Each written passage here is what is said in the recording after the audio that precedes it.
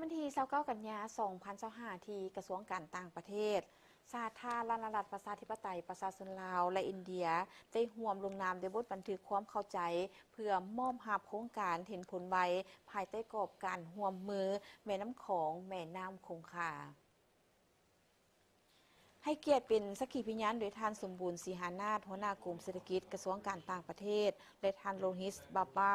ฮองเอกอัครราชทูตแห่งสาธารณรัฐอินเดียประจำสาธารณรัฐประชาธิปไตยประชาชนลาวพร้อมด้วยผู้ต่างหน้าจากภาคส่วนที่เกี่ยวข้องทางยุคันศูนย์กลางและท้องถิ่นของลาวผู้เข้าร่วมลงนามบทบันทึกความเข้าใจในครั้งนี้ต่างหน้าให้ฝ่ายลาวแม่นคณะรับผิดชอบโครงการและแขนงการที่เกี่ยวข้องของบรรดาแขวงที่ได้รับโครงการช่วยเหลือดังกล่าวต่างหน้าฝ่ายอินเดียแม่นทานโลฮิสบาบาซึ่งการลงนามบทบันทึกครั้งนี้แม่นเพื่อให้สามารถเริ่มจะตั้งปฏิบัติโครงการที่ได้รับการสนับสนุนจากรัฐบาลอินเดียซึ่งมีจำนวน5โครงการรวมมูลค่า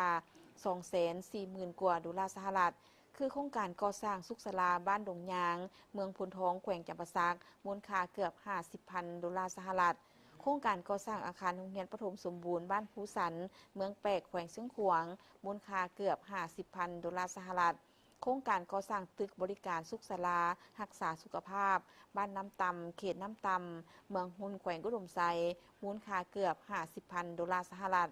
โครงการก่อสร้างสุขศาลาบ้านปงเมืองคงเซโดนแขวงสารวันมูลค่าเกือบ 50,000 ดอลลาร์สหรัฐ5โครงการก่อสร้างอาคารห้องวางแสดงมิตรภาพลาวอินเดียที่มีพิพิธภัณฑ์ผ้าไหมบ้านหนองทาใต้เมืองจันทบุรีนครหลวงเวียงจันทน์มูลค่าเกือบ5 ล้านดอลลาร์สหรัฐโอกาสนี้ทันสมบูรณ์สีหานาถได้ต่างหน้าให้แก่ฝ่ายลาวการแสดงความขอบใจและสมเสยต่อรัฐบาลอินเดียที่ให้ความสำคัญต่อการร่วมมือระหว่างลาวและอินเดีย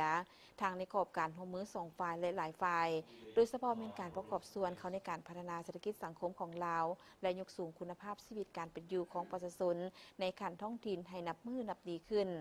สาธารณรัฐอินเดียในนามคู่ร่วมพัฒนากอบการร่วมมือแม่น้ำของแม่น้ำคงคาได้ประกาศสั่งตั้งโครงการเห็นผลไวในปี 2012 โดยการสนับสนุนงบประมาณจำนวน1 ล้านดอลลาร์สหรัฐต่อปีให้แก่บรรดาประเทศสมาชิกขอบการร่วมมือดังกล่าวเพื่อจะตั้งปฏิบัติโครงการขนาดน้อยมูลค่าบ่เกิน 50,000 ดอลลาร์สหรัฐต่อ1โครงการนับตั้งแต่มีการสั่งตั้งโครงการเห็นผลไวในปี 2012 เป็นต้นมาสาธารณรัฐประชาธิปไตยประชาชนลาวได้รับอนุมัติโครงการทั้งหมดจำนวน36โครงการรวมมูลค่า1 ล้าน7แสนกว่าดอลลาร์สหรัฐ